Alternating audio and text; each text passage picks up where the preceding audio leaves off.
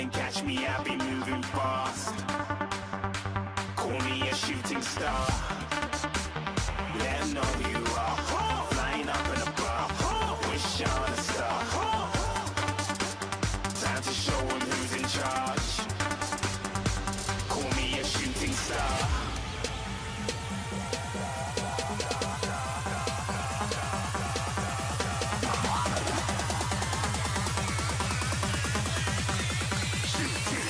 Didn't even get to bronze.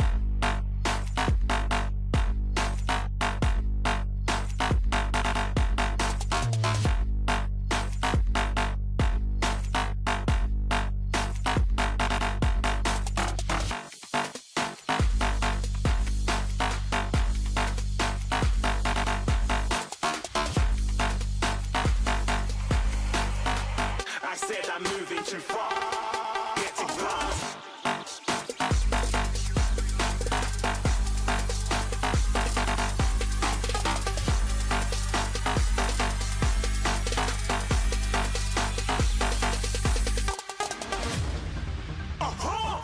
Looking at a shooting star. Got more than a couple of people going mad. I swear they're rooting hard. Tell them I'd be big in the game like she went and got them breast implants. I said I'm moving too fast. Didn't even get a glance. I'm ready to eat up track like I'm seated in a restaurant. If you had swag like mine, you know it's best to flaunt. We aren't hating because you want. Shining like it's neon. Rock like kings of Leon. Shooting stars across the galaxy. I stand out, so don't be mad at me. Infiltrate, I'm with my strategy. When I turn up, then I just have to leave. Shooting stars across the galaxy. I stand out, so don't be mad at me. Infiltrate, I'm with my strategy. When I turn up, then I just have to leave. Yeah, shoot. Yeah, shooting. Yeah, shooting. Yeah, shooting shots.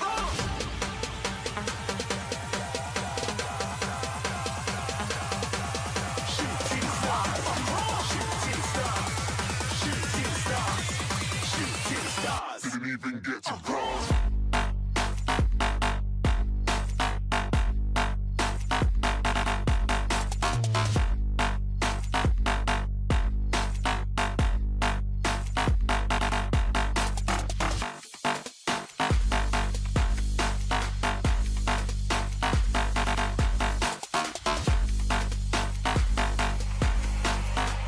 I said I'm moving too far.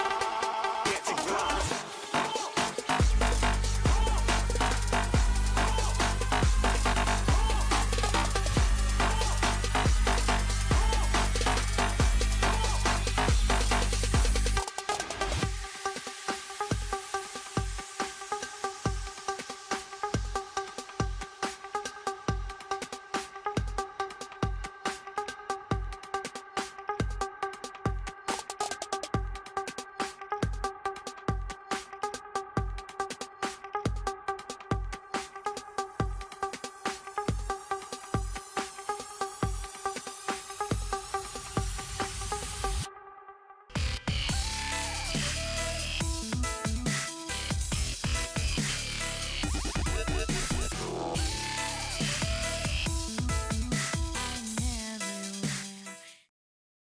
Okay, I'm back, and I think the lighting should be better, and I shouldn't, excuse me, shouldn't look so much, like a troll.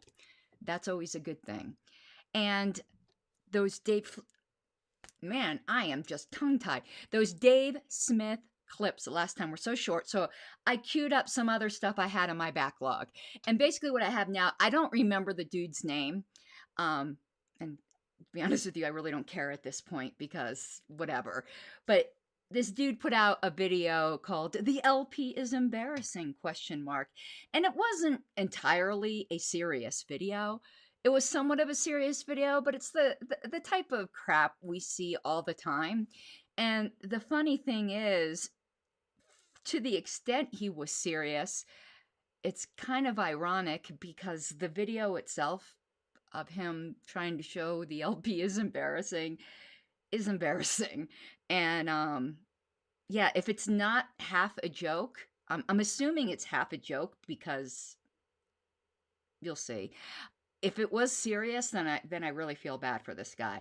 But I'm considering it half a joke. I'm taking it on as half a joke to take a little bit of the piss out of it. And yeah, hopefully we'll just have some fun with it. And I'd love to hear your thoughts. So here we go. If I have this all queued up right. How I wish there was some other third choice I could vote for instead. Hey, wait a minute. I don't have to fear, because with the Libertarian Party you don't have to choose between a Democrat or Republican, but rather a non-interventionist and a classical liberalist party instead. Oh boy, I can't wait to see who the candidates are for president. Play the clip! Should someone have to have a government-issued license to drive a car? Hell no. The government requires licenses for far too many things. The government requires licenses for people to broadcast radio. The government requires licenses to get married. They require a license to drive. What's next? Requiring a license to make toast in your own damn toaster? Absolutely not. The license to drive? You know, I'd like to see some competency exhibited by people before they drive. Yeah, this sucks. Okay. Well, I found it amusing. Of course, he had to go back a bit. This is a recent video, okay? If I remember correctly. So he's going back to 2016 rather than doing anything in 2020. But I think he misunderstood things right from the beginning. I mean, certainly we are a non-interventionist party. We certainly have classical liberal members, and we certainly have a lot in common with classical liberalism. But our platform is not a classical liberal platform. It has some elements of it, but classical liberals believed in a little bit more government than our platform calls for, such as public funding of schools, which is not in our platform and is not something the party believes in. So if he had expectations of a strictly classical liberal party, of course he would be disappointed because that's not what we are and don't claim to be. So he can be disappointed all he wants. And it's funny, you know, you pick on the driver's license thing, and there's a reason Gary Johnson got booed, because that is boo-worthy. Though, you know, maybe, you know, Gary just didn't jump in quickly enough with an alternative, because really all he said, so maybe the delegates were a little quick on the draw, but they get quite feisty at convention, as you know, and I believe I was one of those booing in the audience. Okay, guilty as charged. But saying that they weren't booing that he thought that perhaps there should be some test of competency. They were booing because it seemed like he supported that the government needs to issue a license. For one thing, we all know that those driving tests do not show any kind of competency. Let me tell you, when I was getting my driving test, when I was 18, at the time parallel parking was required. I've never been able to parallel park in my whole life, but allegedly you could not get a license if you couldn't. You want to know how I got my license? It was a guy instructor, and I cried. I cried, and he felt bad for me, and he gave me my license. Do we really want the government in charge of this if we all agree that some kind of competency is needed, which I think insurance companies would require? There could be a private solution for this. So I'd say this was just a lack of imagination on the criticizers' part there. But yeah, if you think, you know, being opposed to governments having to issue a license for every little thing sucks, then the Libertarian Party's not for you, dude. I can't help it if you're disappointed in something that we're not. And I'm not crying on any tears over it either. May I introduce to you all the porcupine? Yeah, that's right. The Libertarian Party's mascot is the porcupine. And according to the Liberty Warrior, the Libertarian porcupine is a cute and cuddly creature that is defensive when subjected to aggression. It makes an ideal symbol for a movement that espouses the primacy of individual rights and minimum state intervention. Sure, I guess the porcupine invokes that. Can you share your coin with me? Can I have it? No. Oh, really? You son of a bitch, learn to share your goddamn food. No, I thought that last part was funny. I'm gonna keep that clip and use it in some of my other videos. You son of a bitch, learn to share your goddamn food. But and that's what made me think he's got to be halfway just not serious with this video, because that was cute. That was funny. But it also goes to show, to the extent he was serious, he didn't do any research or really know too much, because now the porcupine actually is our official mascot of a sense. Oh shit, and my computer's about to run out of battery. Let me go get a plug. But at the time of this video, it wasn't. The porcupine had only very recently, and that's through a motion of mine, become our official mascot. Let me go get my plug.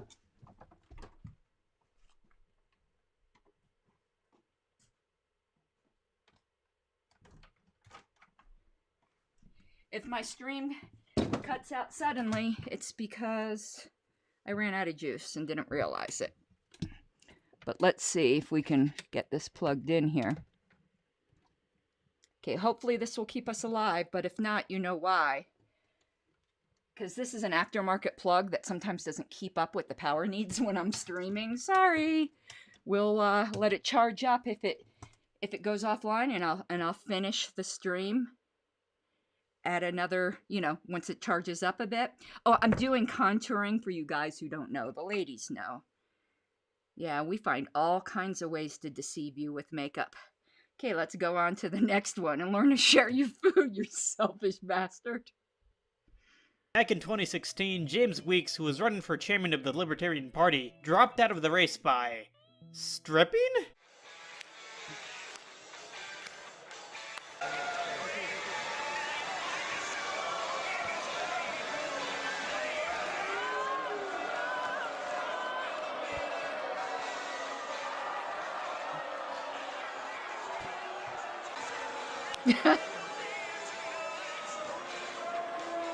If you slow the video down, you can pinpoint the exact moment the Libertarian Party died.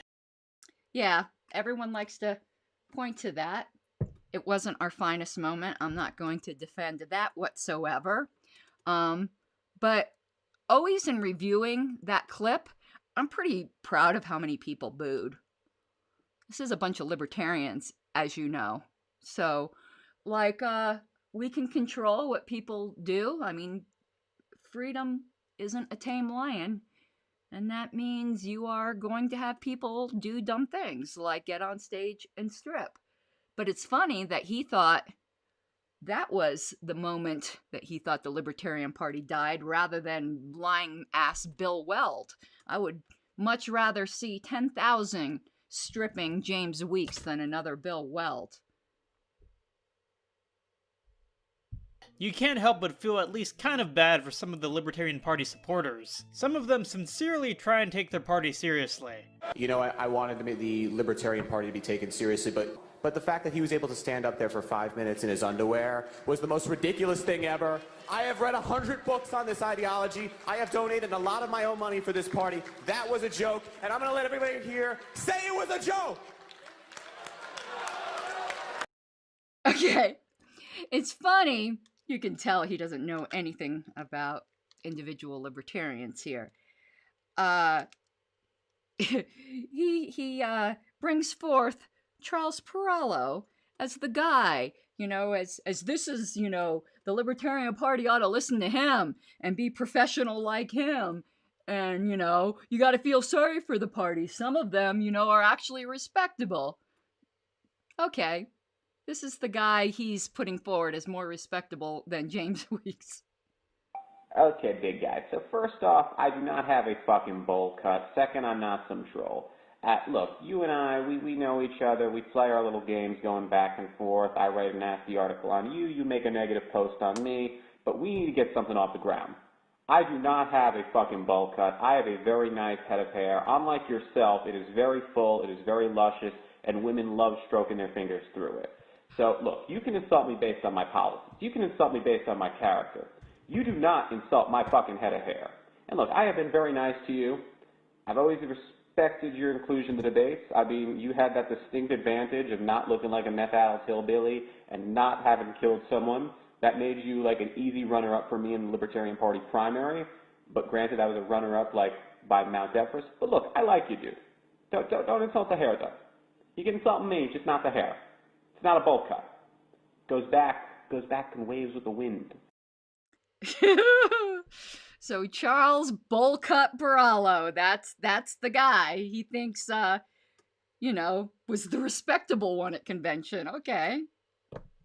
Whatever floats your boat, dude. I'm not so sure which one was worse. Let's continue. 60 seconds. Some may ask, Feldman, is he that libertarian? I am that libertarian. I'm that be what you want to be libertarian, that you look good on TV libertarian, that Muslim libertarian, that Jew libertarian, that Christian, atheist, Hindu libertarian, that Rothbard libertarian, that Jefferson libertarian. You know I'm not messing libertarian. That LGBTQ libertarian, no sex libertarian, that MLK Jr. Malcolm X libertarian, that revolutionary honor hall Ron Paul libertarian, that Richard Winger Bill Redpath ballot access libertarian, that Darrell W. Perry no apologies anarchist libertarian, that Gary Johnson New Mexico success libertarian, that Austin Peterson freedom ninja in your face libertarian, that John McAfee world-class badass libertarian, that no pain, no gain, get those petitions signed in the rain libertarian, that sorry I'm not sorry libertarian, that can't stand the infringements and abuses libertarian, that right here, right now, no excuses libertarian. I'm that libertarian.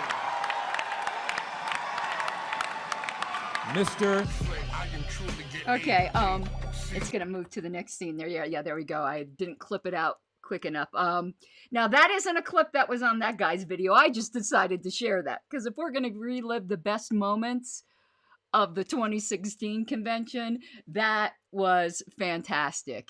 And I truly, truly miss Dr. Feldman. And what's funny is before that convention, he and I really didn't get along, and that's to put it very mildly, but I really got to know him then. And it's very sad to me that right after getting to know him and learning to love him, that he was taken from us so soon. But I felt like I just had to play that.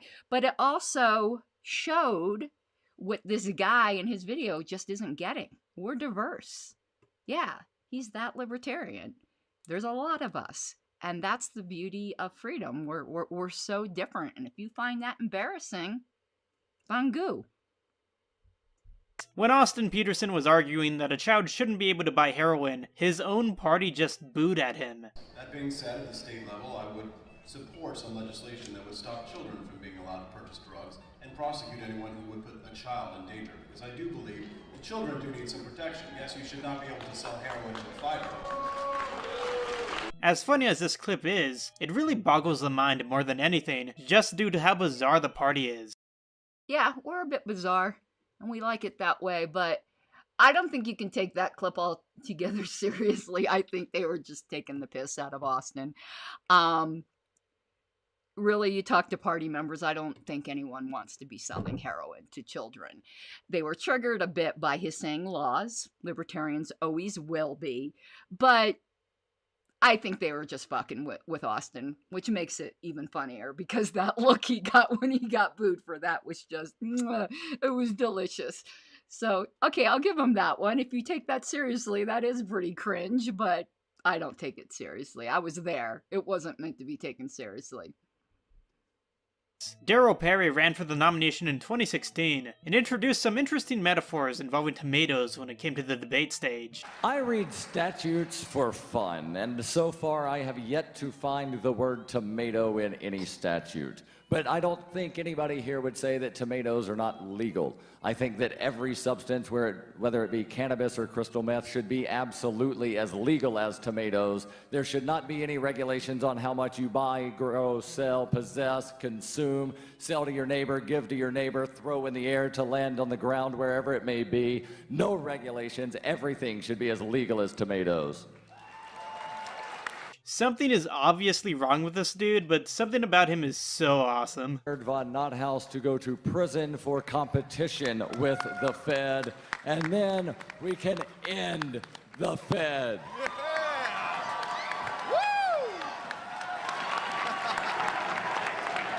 And I believe that was a felony. Okay, no, nothing is wrong with Daryl. Daryl's a very cool guy.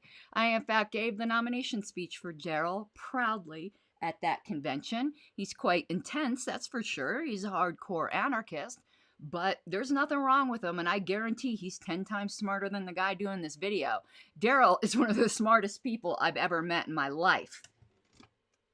And if he wants to be making fun of appearances, well, I think that just shows a shallowness of character and that there's obviously something wrong with the person doing that. Daryl is fantastic. I don't like the tomato analogy, though, to be honest with you. I did think the tomato analogy was kind of cringe. It didn't make any sense. Like, it was trying too hard. But other than that, frickin' Daryl's the bomb. Josh Smith is child abandoner and Hey! No. Hey! I will mute those mics if you guys can't respect. You cannot abuse your ability to speak over everybody else like that. Okay? Yeah. Dude, he just shut them down.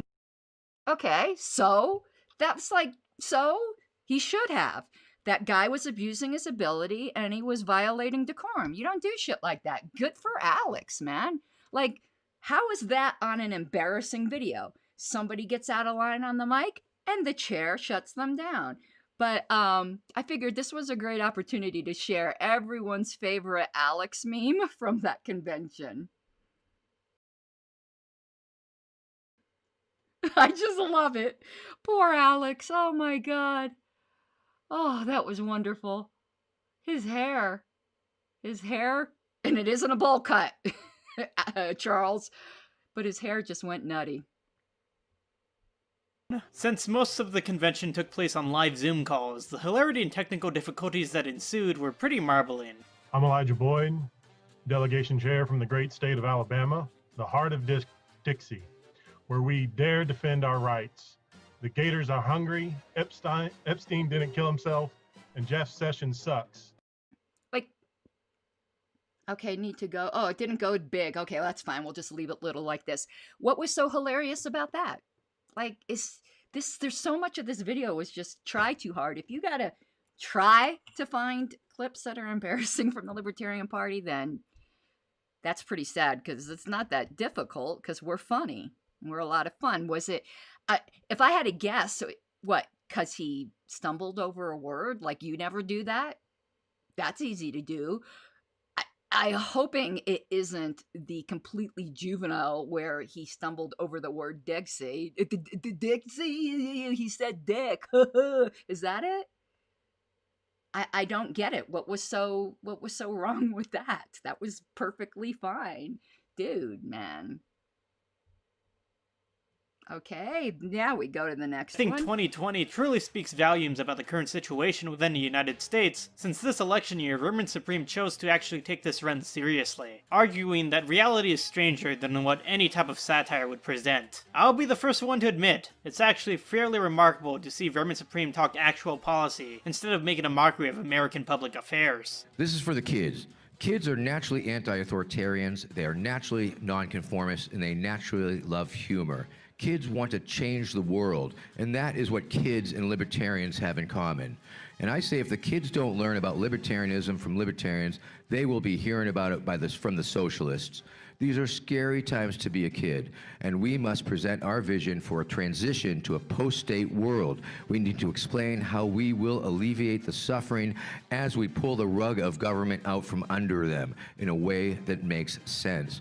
We must be able to demonstrate that we are a party of love and compassion and caring. I believe that we are, and I believe that we can. Okay, I don't know how I leave you with one last gift. You are very welcome. Oh, here we go.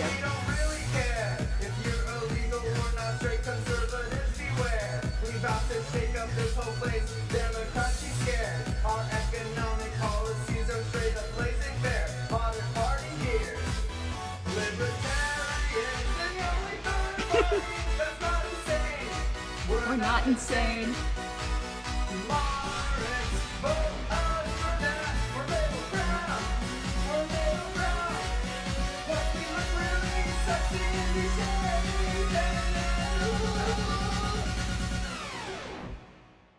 Libertarian style. Okay, so yeah, if that to you is the reasons you think the LP is embarrassing, yeah, go find yourself a home with Orange Cheeto and dudes who stormed the Capitol in a Viking hat. I mean, maybe that's more to your taste, or if you're more to the left, you know, a guy who's obviously got elected president and is obviously in the early stages of Alzheimer's, that's not embarrassing at all. Not whatsoever.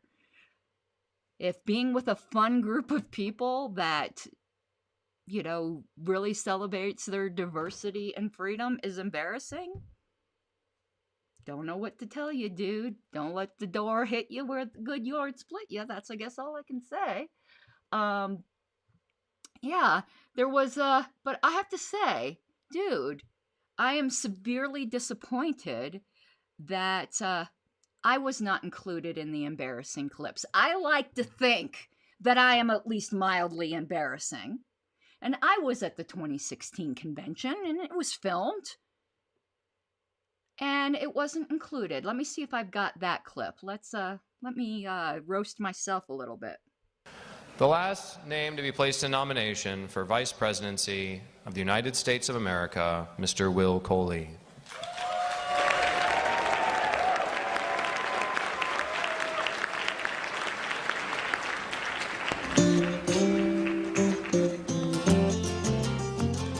Okay, my name's Karen Ann Harlos. You all have heard from me before when I was endorsing Darryl Perry.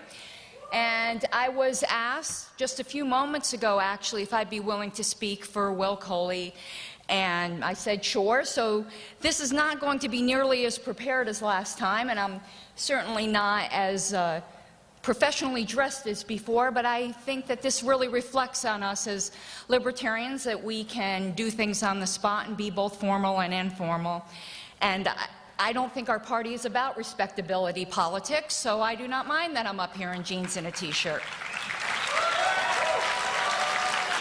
Now, first thing I would like to say is, even though I had endorsed somebody else, we all need to get behind Governor Johnson. He is our nominee, and we need to move this party forward. And I would like to say something about Governor Johnson that I've respected extraordinarily much, is in his campaign he has conducted it with class. And that is something that I greatly respect. Now, Gary spoke before, and unfortunately I might have to say some things that are a little bit critical, not necessarily of Governor Johnson, but of things that are of great concern to me.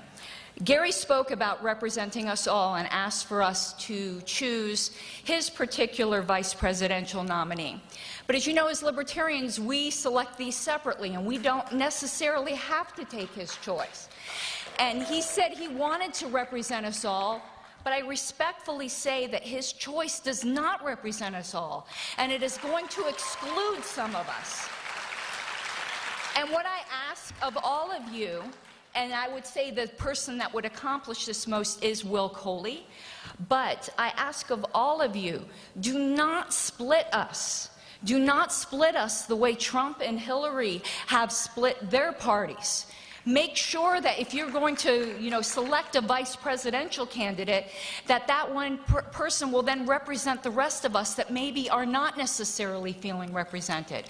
We do have a wide variety and diversity of views here. I make no bones about it that I come from the libertarian wing of the Libertarian Party, and I want to see us also represented here. And I think Governor Johnson will do some marvelous things for us, and he presents some more pragmatic side.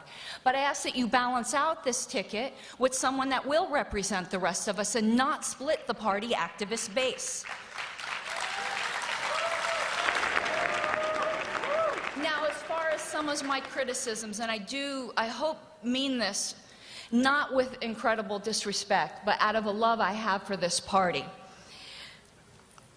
Gary Johnson's nominee, or selected, he would like to be our vice presidential nominee, just joined this party.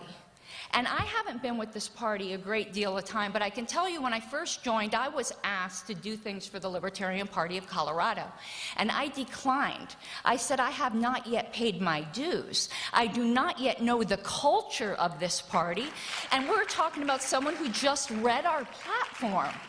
I had for myself a minimum of a year in this party of going out and doing outreach booths and volunteer efforts and put in my dues before I would ask for people to give me some kind of position. And I don't think we should be doing this for one of our highest office, and I hope I do. This is coming across with respect and just out of passion and love. Now, Gary also spoke about we're trusting him to get the message out, and we do need to trust him. But there will be two people to do this. So let's balance this out with someone who will know some of the other aspects of our message that we can really trust both of them. And Gary also spoke about who will get media attention, and unfortunately he spoke about the problems where Judge Gray that one time did not get the media attention. Well, I think Will Coley can do this. He represents an underrepresented segment of our population. He could reach the Muslim community that has felt disenfranchised by the two major parties, and I think that this would be phenomenal for our party. John McAfee spoke about there being a lack of women and minorities. Well, I believe that Will Coley can also reach some underrepresented areas. So I asked you yesterday for Darrell to stick close to principles, and I recited to you our party's statement of principles, and I ask that you all bring that to mind, that you stick close to principles, and to run with Governor Johnson, that you would pick somebody who really, really sticks close to principles and keep our party base. Keep us in our roots and where we know where we came from. And I'm sorry this wasn't as polished as my other one, but I hope that I've spoke from my heart and that you will represent us all in your choices. We select our vice presidential nominees separately. I ask that you choose Will Coley or someone that has also dedicated the time to this party and didn't just read our platform 2 weeks ago. Thank you.